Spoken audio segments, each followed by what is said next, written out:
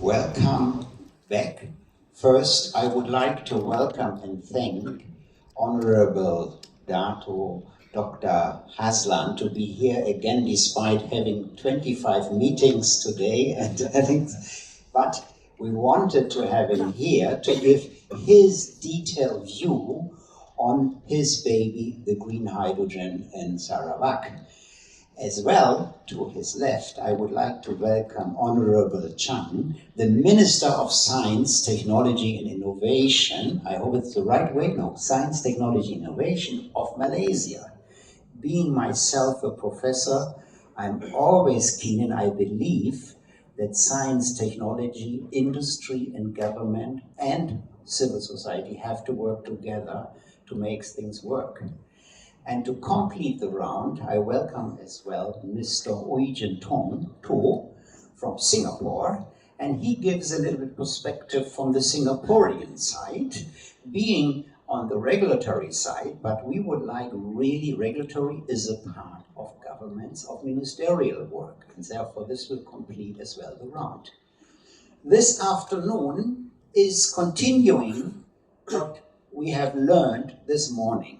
The Premier has put out, I think, a very bold, very timely plan how to make Sarawak the hydrogen hub. I mean, there are many big places in the world, but the things are happening here in Sarawak. And everybody of us is hoping to see the buggers and the cranes and everything moving very soon. And to make it happen, that Sarawak becomes this hydrogen hub to showcase, to show it to the region, to the country and the world, is that many institutions have to give hands to make it work. It is, as we just learned in the last session, it's a part where regulation, policies need to be bold at the beginning to set the rules for the game. And then it is the industry and of course science, technology and the regulatory, everybody has to come together. This ministerial forum, we would like to talk about the future role of Borneo in green hydrogen. And I would like first to ask Dr. Hazland that to give his kind opinion about the ministry, what they have done already, what they are doing, how they see it to make this very new thing, this green hydrogen, happening. Dr. Hazland, it's all yours. The presentation, please. Thank you very much, Dr. Menkin. Very good afternoon, fellow delegates. First of all, probably I'll just go to a bit of history. How Sarawak came this far. Actually, the decision, the very important decision that Sarawak can contribute towards the mitigation of climate change and adaptation actually originated more than 10 years or 20 years ago, when we first built our first hydroelectric dam in 1985. That was the beginning of it all. And then after that, subsequently more dams were constructed, like the Bakun Dam, Murum Dam, and now the Baleh Dam. So this hydropower is actually the secret or the turning point for Sarawak to be involved in green power generation in this part of the world. And now we are able to produce green hydrogen. It is because of that realization more than 20 years ago, 30 years ago. Yeah. So to simplify the whole thing, climate solutions can be categorized into two simple ways. One is the nature-based solution. Two is the technical-based solution. So for the nature-based solution, and for Sarawak and Borneo, we are able to provide both solutions, both the nature-based and technical-based. Because nature-based, as you can see, from the size of the land mass of Sarawak, which is about similar in size to West Malaysia, 12.4 million hectares. We are covered with 62% forests, and you can imagine the amount of carbon stock that we have in our forests. Also in our mangrove, our peat, and not including our blue hydrogen in the seawaters and the offshore Sarawak. So our estimated carbon stock is between 750 million tons to about 1 billion tons. So for the technical based solution, we are blessed also with a lot of rivers. We have 300 over rivers, and that's why we are able to construct our 4 huge dams, and we can also upscale our power through cascading dams, through pump hydro, through floating solar, and so on. And our current installed capacity is about 5,400 megawatts. 70% of that is from hydro. And we also have a plan to increase our hydropower to about 10,000 megawatts by 2030, and to another 10,000 with a total of 20,000 by 2050. Yeah? So that is the turning point. And we also have other forms of energies, for example, wind energy, offshore wind. We also have wave kinetic energy, which is still under research. And we're also producing bioenergy through 3 feedstock, namely oil palm waste, microalgae, and also wood and bamboo pellets. These are our 3 feedstock for bioenergy. And we also have got a plant which can produce synthetic fuel in Bintulu, which produces e-methanol, and the first production will be by next month. And after that will be still our oil and gas, because LNG will be required, still be required for the transition period towards a greener form of energy for the whole of Sarawak and Borneo. So for Borneo, I think the answer is there. It's also quite similar due to the landmass, the huge rivers, and the potential hydropower in Kalimantan, which is either between double the size to triple the size of Sarawak. We believe that Borneo will be the powerhouse in this part of the world. So my ministry have come up with a lot of rules, regulations, and so on, and we prepared 4 frameworks before we embark into any green investment, especially hydrogen. And those 4 frameworks are: number 1, the regulatory framework, whereby we have already amended our laws, like, for example, our land code, our forest ordinance, our environment bill, our carbon conveyance ordinance, and now we are working on our energy security ordinance, which includes the hydrogen ordinance. Second is the technical framework, whereby we must be prepared, and if we don't have those technical framework, we will need to cooperate and collaborate with those countries and companies which have these technical frameworks. And our local framework would be to increase and upscale our hydro power and other sources of green energy. The third framework will be the finance, business, and taxation framework. As you can see, we also have got our bankers who pledge a certain amount of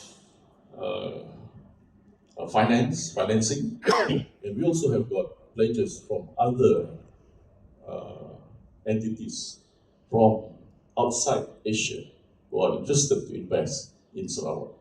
And the fourth framework would be the human resource talent development framework, whereby we train our own people, our own youths, to be technicians in the hydrogen industry, and also to be professionals and experts and specialists in this field.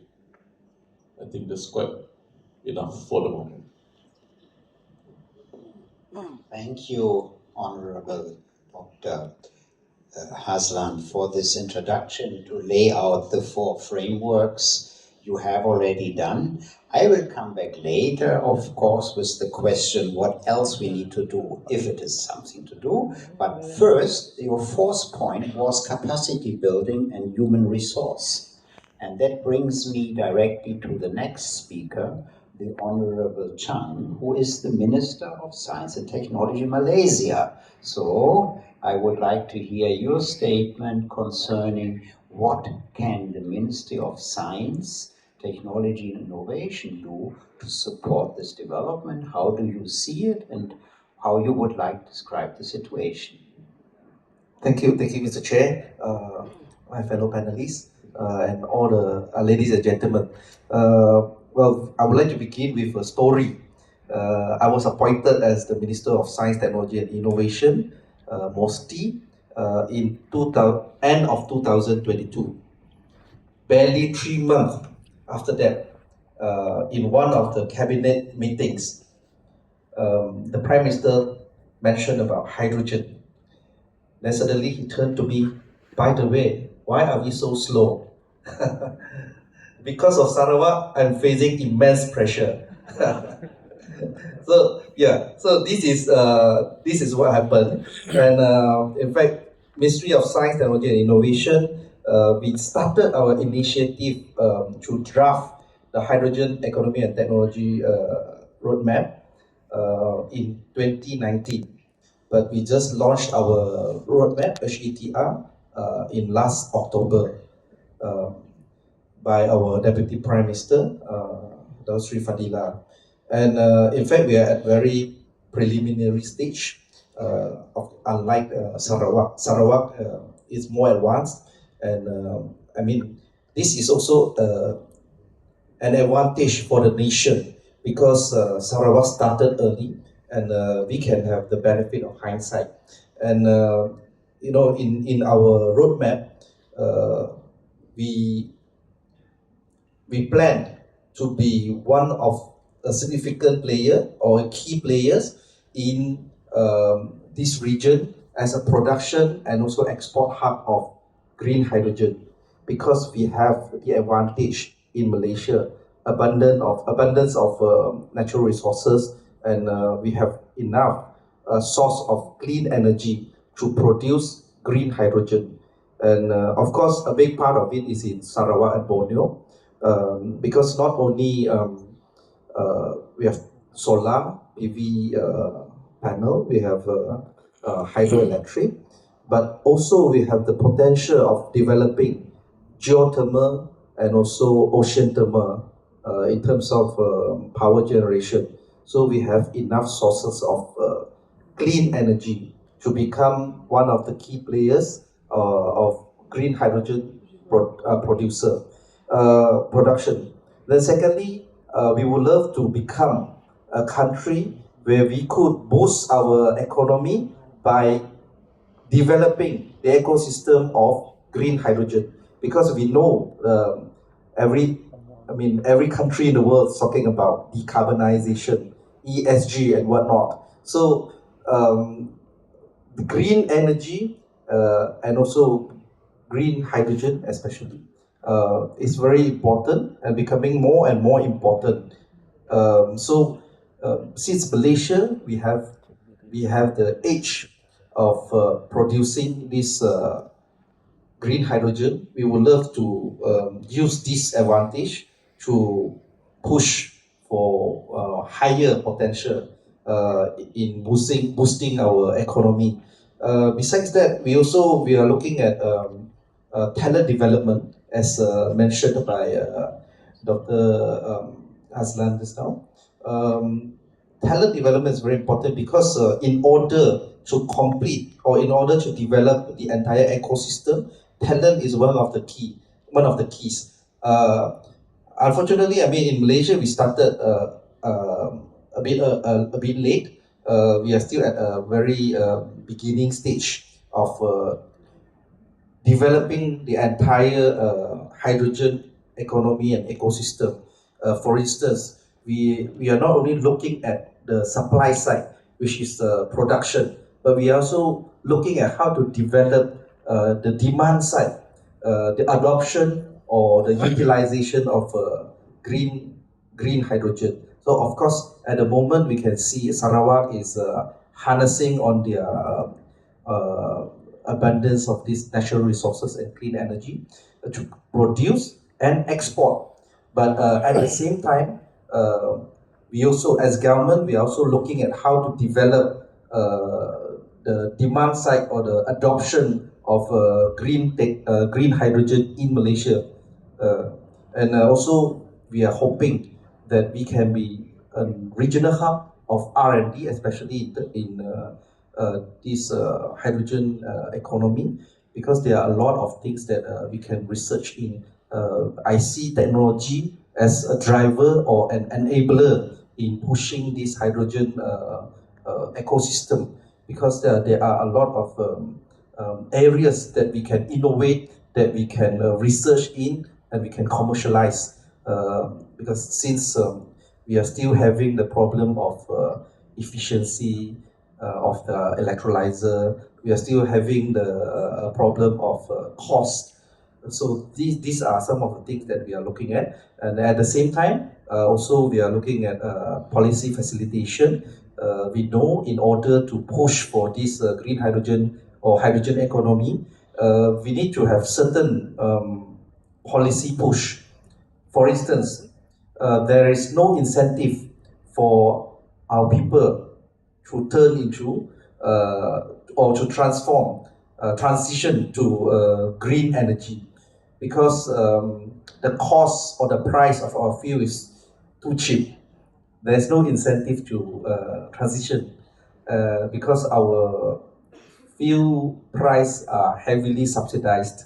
So this is an area that we would love to look into, how to rationalize subsidy, and so that there will be more incentive for people to transition from fossil fuel into greener or cleaner power. So these are the few things that we are now looking at. But of course, as I mentioned just now, I think important is collaboration. We are taking a quadruple helix approach, which is the government, industry, academic, and also the community. Without any one of these areas or these participants in this development, ecosystem development, I would say the high chance of failure. So we need collaborations. Thank you. Honorable Chan, thank you very much for your insights.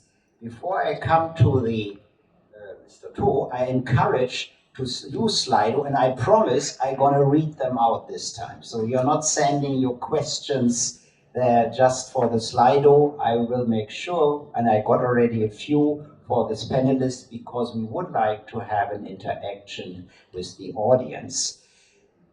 You mentioned that policies, and we have to talk about subsidies and these things, and I would like to learn a bit from the Singapore point of view, because Singapore is in a different perspective situation, and maybe you can as well come from your ministerial point of view, how you see the future and what it needs and how the situation is. Mr. Tong, please. Thank you, Professor. First of all, I want to congratulate the organizers, to Minister Dr. Hazland, for a very successful event. And I'm privileged to be part of this panel representing my minister to give Singapore's perspective of the hydrogen economy. And I follow the minister's footsteps. I will also start with a story. This was a story I heard from my colleague from the Land Transport Authority in Singapore. So for those who do not know, the Land Transport Authority oversees the transport system in Singapore.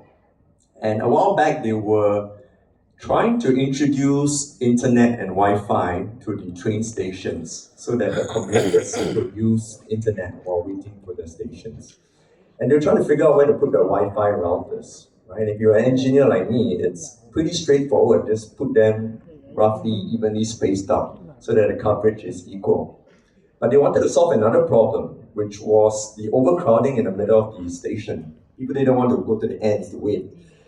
And so somebody came up with a clever solution to place the Wi-Fi routers stronger at the two ends, so that when people walked and they realized that the coverage is stronger at the two ends, they naturally move towards both sides without people telling them what to do.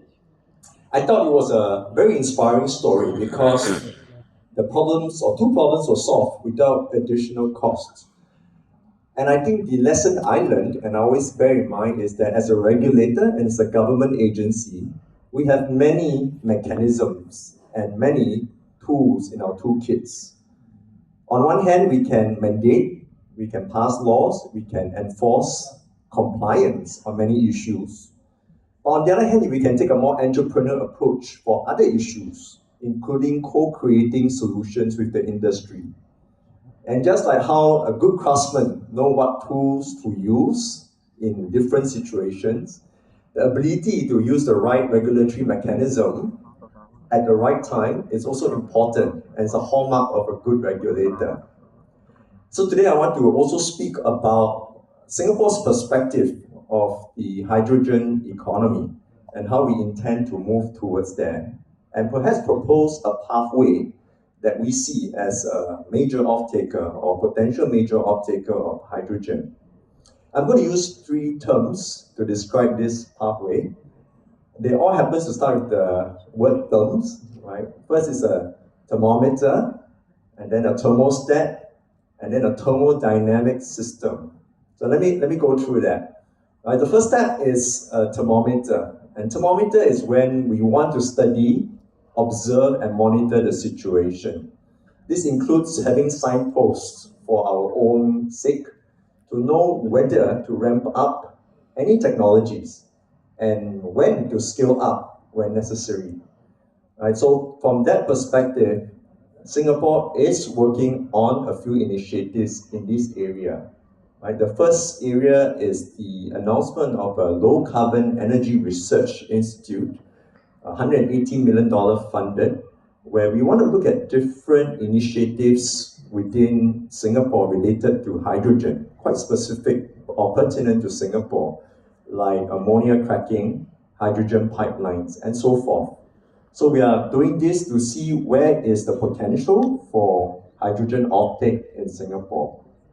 Another example is a requirement that we have put in by the Energy Market Authority for all new combined cycle gas turbines in Singapore to be 30% hydrogen ready.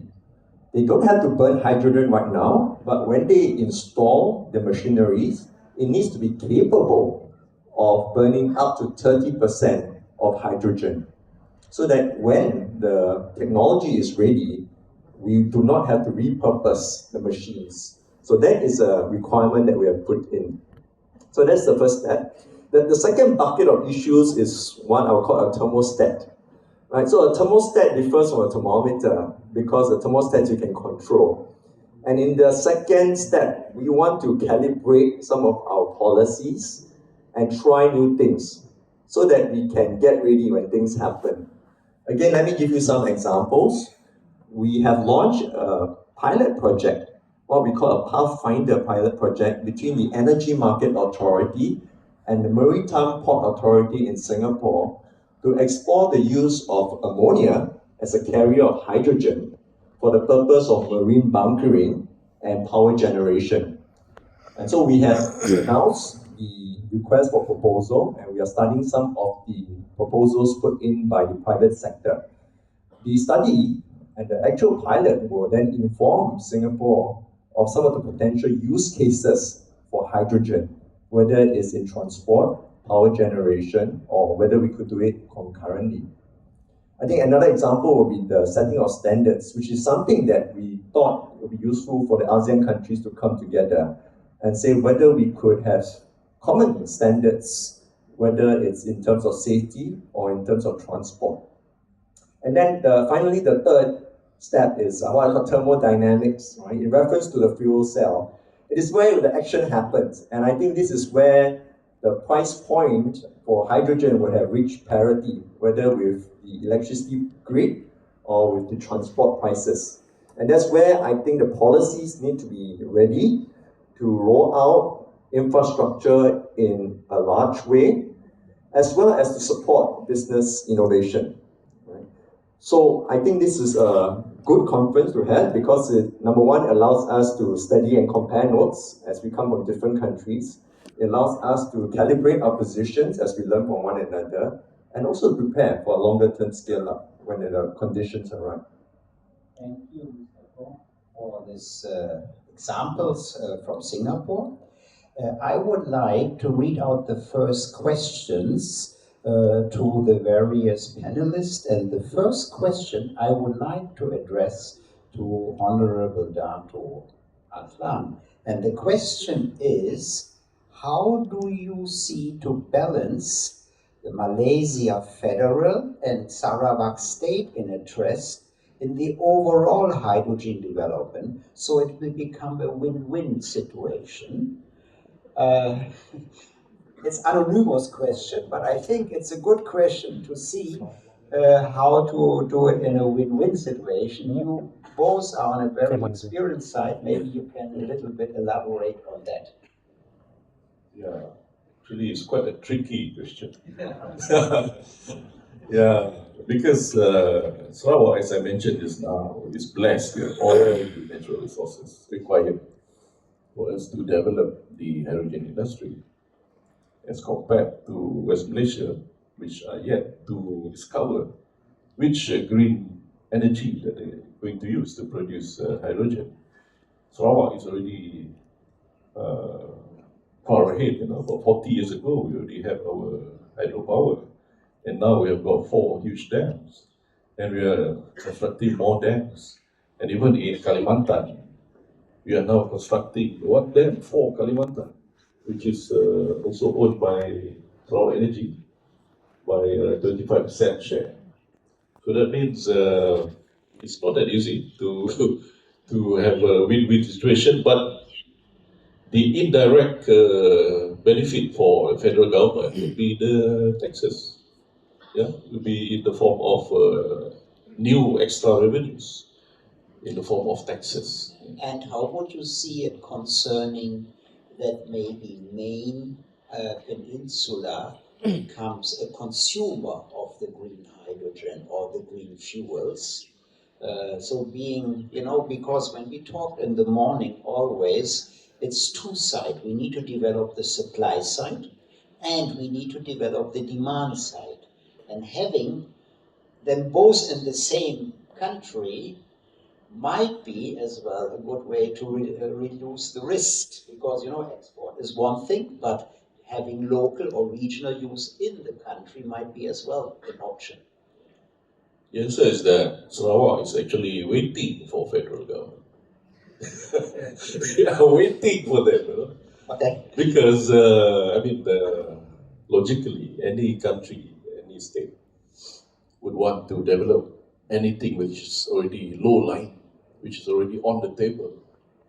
When we have this green energy source, other people come to us, like Japan, Korea, even Singapore.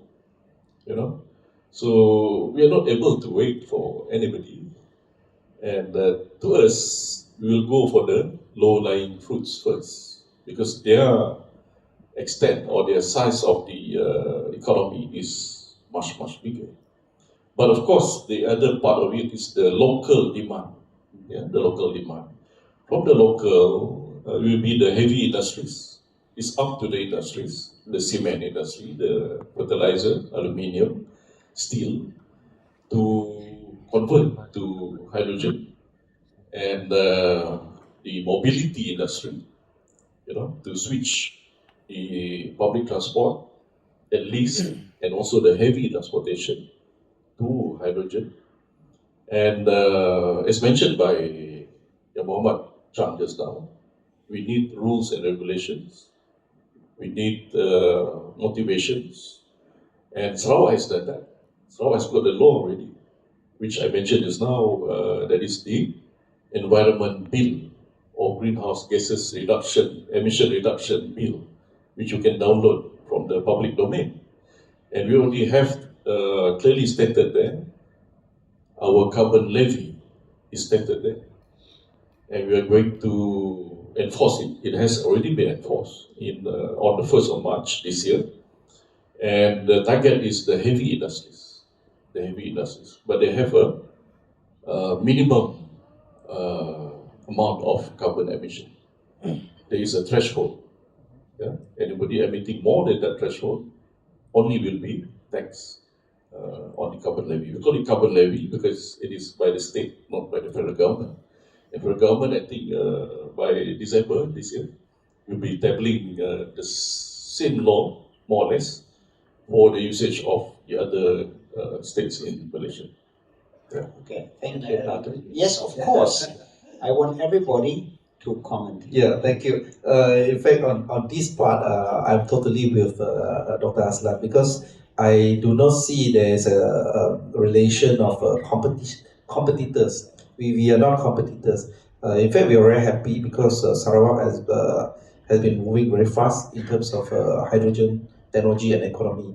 And not only revenues, there are a lot of things that we can capitalize. For instance, R&D, because if Sarawak has already developed some of these technologies, our academics or our researchers in Peninsular Malaysia, they do not need to repeat certain R&D projects, because since the technology is already available in Sarawak, we can just adopt it.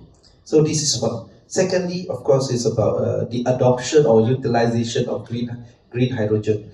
Now it's very difficult for us to say, Sarawak, you don't export first because we need this one, green hydrogen in Peninsular Malaysia. In fact, we don't, because we do not have that demand yet. We do not have that demand yet. But one of the factors is because of cost. We need to lower the cost of transportation so that the cost of green hydrogen, I mean, there are industry players who are willing to use green hydrogen, especially those industries that are mentioned by Dr. Hazland, because those are industries that are very difficult to electrify, so they have to use green hydrogen. But we need to lower the cost. So since now Sarawak is exporting to Korea and Japan, I'm sure Japan and Korea, they are working very hard to lower the cost of transportation. Once it reaches the level or reaches the cost that some of our industry can afford in Peninsular Malaysia, then they can buy directly from Sarawak. And this is also one of the benefits. And of course, I think Sarawak has been moving very fast, and they have the first mover advantage. And a lot of this value chain or the downstream industry, they will choose Sarawak and they will invest in Sarawak. And this will help us in terms of FDI, in terms of investment. And last but not least, Sarawak moving fast is good for the country because we have a very ambitious goal, which is to achieve net zero emission by 2050. Well, without Sarawak, we couldn't achieve that, definitely. So thank you for the contribution. No, thank you, and thank you very much. And I think this win-win question is as well meant in a wider context. I just had the honor to meet the Swedish ambassador, and I always say, from a German side, yeah, of course, Sweden will in future not export any more iron ore and coal or hydrogen to Germany to make steel in Germany. They will make the green steel in Sweden and export the green steel to Germany, and they can do further processing. So that is the way of win-win. And maybe we have to think in a wider context. Some areas have a natural advantage. I mean, we have better weather than Sweden, but they have the hydrogen and they have the iron ore. So therefore, let's do it this way and ship ready products, because shipping ready products has a much lower adding on price than shipping hydrogen or the fuels. Because before we come to the next round, here's a question for our colleague from Singapore. Take the example from Japan and Korea investments in Sarawak to secure the offtake of green hydrogen. What is Singapore's view on it? When do you invest? The last one was my heading. We would love to invest. Good. We have been speaking at different levels on how to do it. I think specifically for hydrogen, if you look at the value chain, you have the generation, which is the supply, which is Sarawak, when you're blessed with a lot of resources. And then you have an off-taker like Singapore that is prepared to underwrite or take some of the hydrogen for our own use. And then you have your transport system, right? And the question is whether we can find an alignment of companies that can come together as a consortium to form this in a very efficient manner. A lot of times in the early days, there will be a lot of competition and there will be a lot of duplication. But I think if we spend time together as countries, as regions, to be able to find lowest common denominator collaboration, and then allow the value chain for companies to play in some of the value chains, it will be quite interesting and therefore play to our complementary strength. I like to use the word co-opetition, where you're collaborating and competing, right? So when we lack something, we will look for players to collaborate, and to a certain extent, you want some healthy competition so that you have the best value for money. But a lot of times in a very nascent technology like hydrogen, there's a lot more space that we want to collaborate. So in that angle, Singapore is looking to see how we can work with whether it's the Sarawak government or Malaysia, to see how we can further our energy collaboration. Okay, thank you very much. Going into the next round, I would like to start with John. It's about what is the extent the federal government funding for R&D in green hydrogen. So what is the plans for research and development from the federal side? Sometimes I'm shy to mention because the amount is small. But no problem. In fact, in the last budget, we have about $500 million of R&D fund. That is very small, I mean, relatively. And but besides fund from the government, we are also looking at matching grant with the industries. We are also looking at how to attract some of our foreign friends to invest in Malaysia. Therefore, we initiated a fund called Malaysia Science Endowment, where government put in money, but industry also put in money, so that we could have a bigger size of R&D. So of course, we do not allocate a certain specific numbers for green hydrogen, but we can pull it from there. Not only in MOSTI, Ministry of Science, Technology and Innovation, but also in Ministry of Higher Education, where they do a lot of R&D in renewable energy. Yeah. Thank you very much. My next question, I will formulate a little bit more polite than it was written here to our Honorable Dr. Hazland. Well, as we know, currently the energy is driven by the oil and gas industry, and not everybody in the oil and gas industry is very happy what is happening, because obviously the cake might get smaller. So the question is, Sarawak is at this moment, as the Premier rightly put out, having oil and gas, and parallel to this developing the green hydrogen. How do you see the chances to use, on one hand, the capabilities and knowledge of the oil and gas, because these are the guys who know the downstream and the upstream. On the other hand, you do have new market intruders, the people who produce the power, who produce the hydrogen. It must not be the oil and gas. So how do you see this to use the best of the, I call it old business, to develop the new business? Because obviously there could be some differential interests where the smart ministry has to handle them all. Maybe you can give a little light on how you, with your experience, think we can do the best, once again, win-win out of it. Yeah, so Sarawak is advising Germany now. Yes, of course. Well, we don't have oil and gas. We don't have oil and gas. Actually, it's like this. After all my trips all over the world, in my first year of service in the ministry is only 2.5 years old. In my first year, I went all over the world to attend as many conferences and seminars as possible. And I learned from those seminars and conferences that the problem is not oil and gas. The problem is not oil and gas. The problem is the usage of oil and gas. We are using it wrongly. Now, in the world, 60% of oil and gas is used for transportation and heavy industries. But only 40% are used for producing petroleum products like composite materials, fertilizers, plastics, etc., even hydrogen. So that is the contributor or the reason why we have climate change and global warming.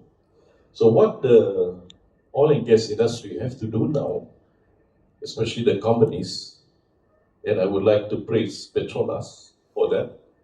They have a very good research center in Apgh, whereby they are doing all this research. You can visit that center in Apgh. And we learned how to make the electrolyzer also from them. Yeah. So now what the oil and gas industry should do and think is how to reverse that ratio. It should be 60% production of petroleum products and only 40% for heavy industries and mobility through various means, using RE, using hydrogen, FCEV, battery EVs, and so on. So that is my simple answer. Thank you very much.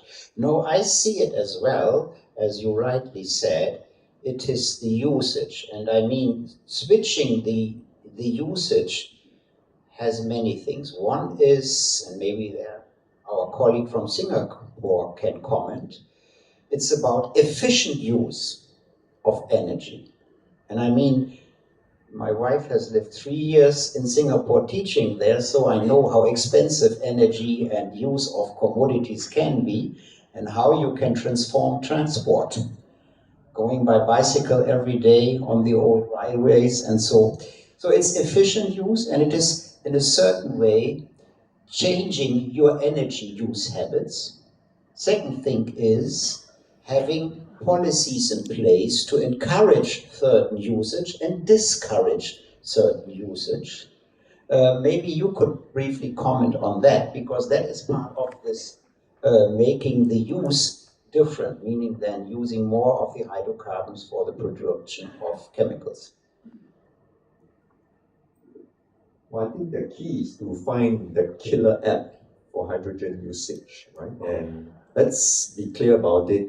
Hydrogen as a carrier, there is an energy penalty because you are converting renewable energy source to hydrogen.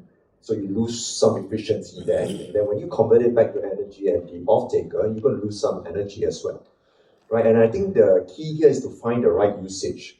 For example, in the power sector, we are grappling as more renewables come into the system. How do we balance the supply and demand on a real-time basis, right? Sometimes on a good sunny day, you have a lot of solar energy. And we have seen systems, including in Germany, where they had to curtail renewables to be able to knock them off the system, right? And there'll be times when in the evening, you do not have enough renewables, right? And that's where I think hydrogen can come in as a potential solution.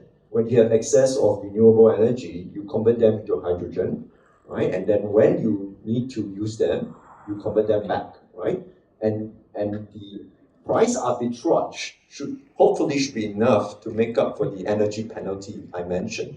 And I think we need to go and find those applications as what I call killer app applications that would change the game before hydrogen comes in as a mainstream, as technology improves. So I think that will be key as we look at this particular technology. Okay, thank you.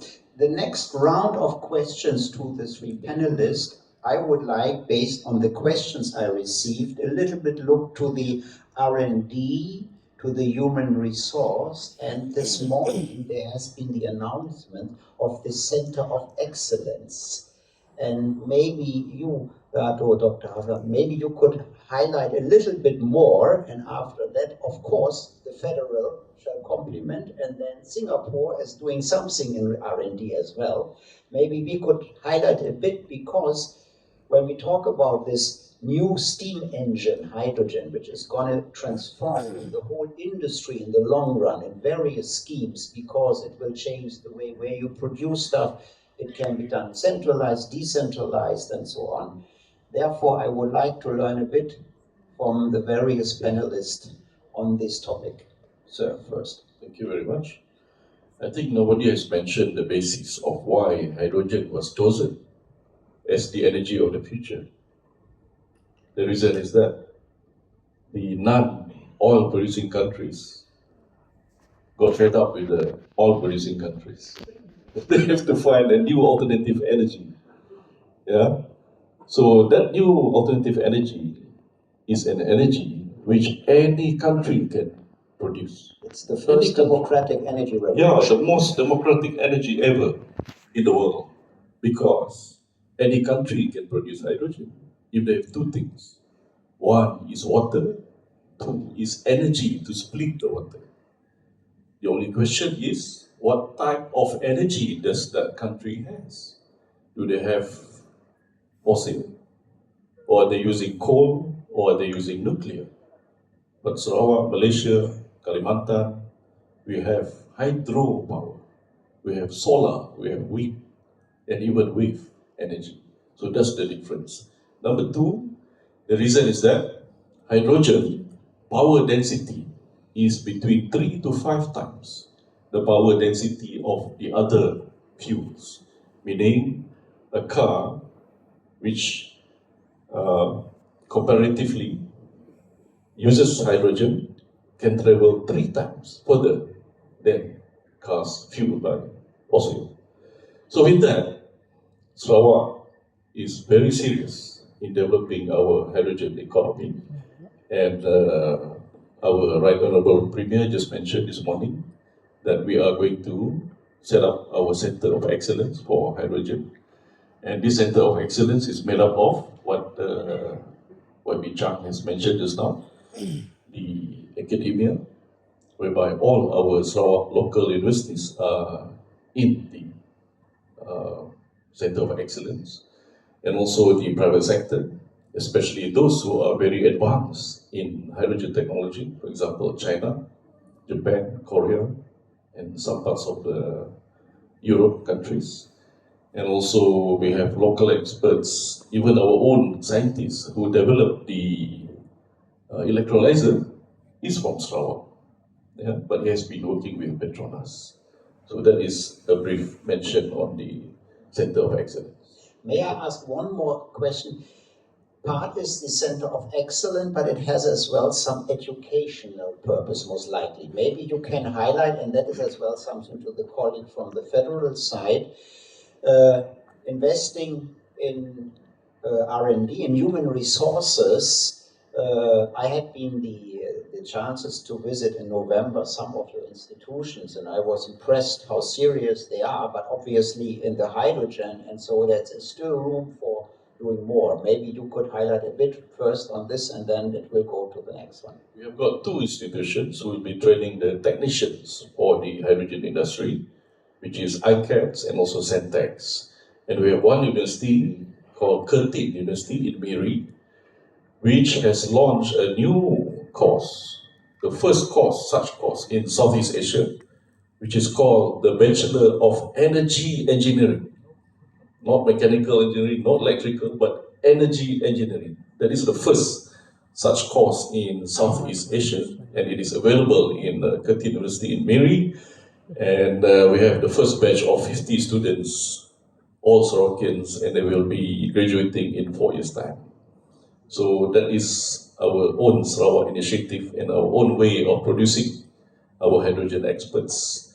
And this Bachelor of Energy includes all the 8 energies, including CCUS. Thank you. Okay, thank you very much. May I ask the Honorable Chang to comment from the federal side? And actually there were two questions as well. The extent of funding and the federal government allocated budget funding to support the development of green hydrogen in that context. Maybe you could highlight a bit. Well, thank you, Mr. Chair. As I mentioned earlier, there's no specific amount that was mentioned, but hydrogen economy or this hydrogen economy and technology roadmap is one of our key areas that we are focusing in. Therefore, if there are good projects, we don't mind co-funding with our partners, local and foreign, in certain projects in technology development. For instance, how possible to use AI to increase the efficiency of hydrogen production or export terminal technologies and whatnot. So there are a lot of areas that we can look into, and mostly we are more than happy and more than willing to co-fund with our foreign partners. And to be frank, the federal, we do not envy Sarawak to have a very robust ecosystem, hydrogen ecosystem, because this will contribute to the revenue of the country as well, and also the technology development of the country. So we are more than happy to see a robust hydrogen ecosystem in Sarawak. Therefore, our R&D, when we say R&D projects, it's not limited to Peninsular Malaysia, but also to Borneo. So these are also some of the areas that we are looking into. Well, in fact, like Dr. Hazland has already mentioned, the state government is working closely with Petronas, and in fact, Ministry of Science, Technology and Innovation mostly also working closely with Petronas in terms of R&D and also some of this technology adoption, like the hydrogen filling station, mobile hydrogen filling station. We are going to have our first mobile hydrogen filling station in Peninsular Malaysia by end of this year. Well, of course, it's a bit late. I mean, as compared to Sarawak, but at least we need to start somewhere, right? It's all about getting your feet wet and making experience. Exactly. Because we all need experience. I mean, Yeah. when we handle the solar, okay, it's only a black and a red cable, but you can't imagine how many things can go wrong. And it needs a couple of years until you really master that. And the same will happen with the hydrogen. Yes, and of course, out there are a lot of hydrogen haters, but including Elon Musk. But I'm very confident in this hydrogen technology, and well, I think when time goes by, it will be like the solar technology. If you look at how solar technology advances, I'm sure hydrogen technology will go through the same pathway, and with certain policy facilitation, like the fuel subsidy. I think one day hydrogen could reach that a level that anyone can afford to use hydrogen as a source of energy. Yeah, thank you. Thank you. Mr. To, how would you say the R&D and human resource development in the Singaporean case? I know Singapore is always very keen on this topic. So in my day-to-day work, I interview a lot of candidates as part of my job. And there's one observation that for the last 18 months, the number of young people applying for jobs in the energy sector and the disciplines that they are interested in is unprecedented. So you have people not just from the traditional fields like engineering applying for the energy sector, but you have people coming from the arts, architecture, humanities, because I think the sustainability agenda has captured the imagination of many young people. And I think we do owe them a duty to harness that energy. One way, I think, as a call of action is to see whether within the ASEAN community to have some form of an alliance or a network of talent where we can cross-deploy our talented young people to solve different problems, right? So instead of a Singaporean trying to solve a Singapore hydrogen end-user application, it could be a Sarawakian coming to Singapore with the right talent to solve our problem, and a Singaporean solving a Sarawakian problem at the hydrogen production. And I think when we have that, you would have different ideas coming together, what we call the Medici effect, where different ideas coming together to give you better ideas and innovation.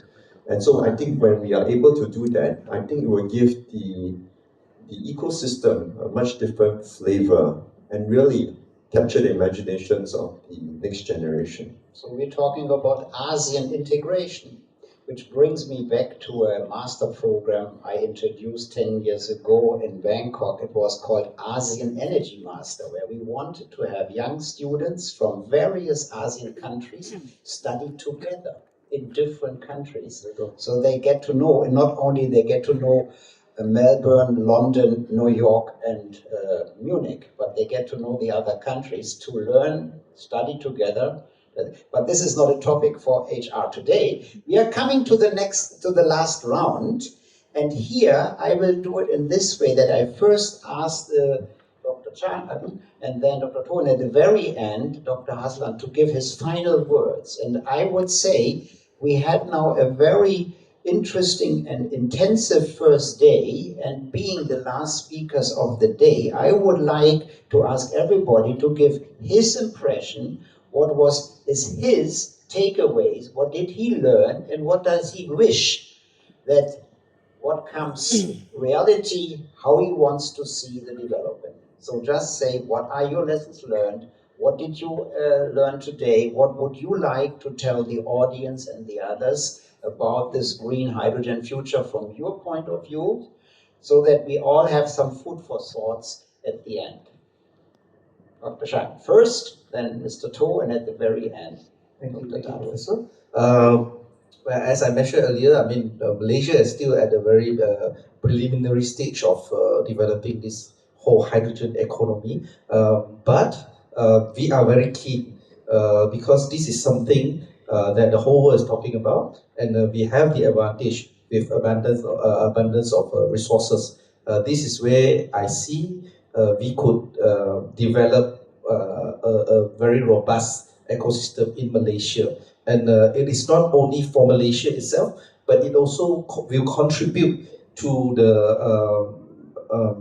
the decarbonization effort of the world. So this is something that I'm looking forward into. And secondly, I would say technology and innovation is the enabler of any ecosystem or economy. So I would love to work with our partners, not only local but also foreign partners, to work on how to advance our technologies, especially in green hydrogen, and also to innovate, because besides all the areas that we mentioned about industry and whatnot, I'm also thinking how we could help the underprivileged community. For instance, some rural area without the grid system, whether we could use hydrogen to help them generate power. So in fact, we have a few pilot projects ongoing using hydrogen as storage, or as a power generation, using solid form of hydrogen. So these are the things that I'm looking at, and we hope with conferences like this, putting all the bright minds together, we hope we can solve or at least mitigate some of the problems that we are facing now. Thank you. Well, thank you very much. And actually, when I said decentralized use of hydrogen, one of the first projects we were involved is building small 40-foot containers in the bush of Brazil to create and generate decentralized e-kerosene for small airplanes. Because flying in the kerosene from Brasilia is much more expensive than producing it locally. So maybe in the long run, this decentralized use of renewable PTX or hydrogen can be really something to help to develop decentralized or local communities. Right now, it's still very costly, but we should keep this in mind. Sorry, Mr. To, now your final word and lessons learned. Biggest takeaway, I think let's start small, start fast. Look for the early fruits of collaboration. It could be in hydrogen. It also could be in other energy collaboration. For example, the Singapore Sarawak hydropower trading that we want to build. But we also must be prepared to fail fast and fail well. Knowing that this is a nascent technology, many things we are in experimental mode. Let's be prepared to fail, but let's fail well, learn the lessons, and then finally scale up and scale fast. When we are ready, when we are prepared, and things and conditions are right, let's move quickly with the right policies, the right infrastructure, and the right public-private partnership. Perfect. Thank you, Mr. To. As usual, the Singaporeans are up to the point. Thank you very much. And now, Dr. Dato Hazland, what are your takeaways, your lessons, your wish? How do you see? It's all yours. I think Singapore is learning very fast. Because our answer is quite similar. My answer would be SDG number 17. SDG number 17. What is SDG number 17? Yeah, it is partnership. Yeah, partnership, collaboration. So that's what Sarawak has been doing. We have been collaborating with others who are ahead of us. And as you can see, even this morning, we signed 9 MOUs with different agencies and parties. And this is the way forward. Sarawak will not be able to do it alone. Malaysia will not be able to do it alone, neither does Singapore. But all of us will have to do it together. Thank you. Thank you very much for this interesting discussion. And with this, I hand over to the MC. Thank you very much.